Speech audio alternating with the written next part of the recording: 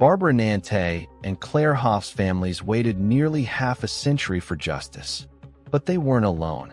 Across the country, other families lived with the same silence, the same unanswered questions.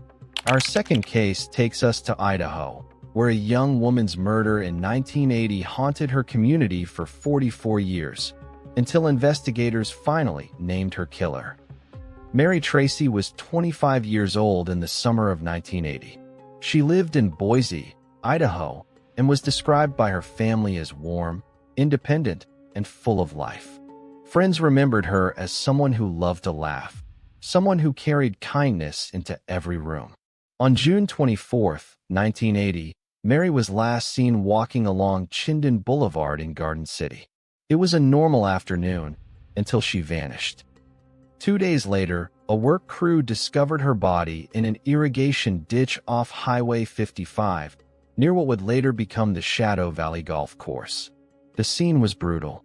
Mary had suffered multiple stab wounds to her neck and chest, and there were signs of blunt force trauma to her head.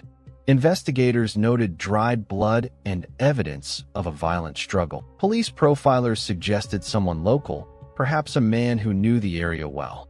But despite exhaustive interviews, no suspects emerged.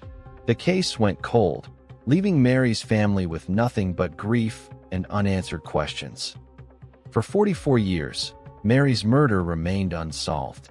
Her family marked anniversaries with quiet remembrance, never knowing who had taken her life. The case became one of Ada County's most haunting mysteries. Generations of detectives inherited the file, each hoping to be the one to solve it, but the trail was frozen in time. Then, in 2024, everything changed. Advances in DNA technology allowed investigators to re-examine evidence collected from the crime scene. This time, the results were clear.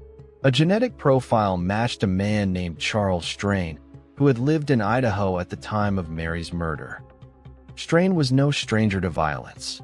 He had a criminal history that included assaults and was known to drift through the Boise area in the late 1970s and early 1980s.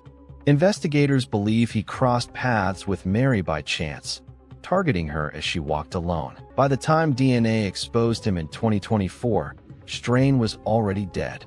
He had passed away years earlier, never facing trial for Mary's murder.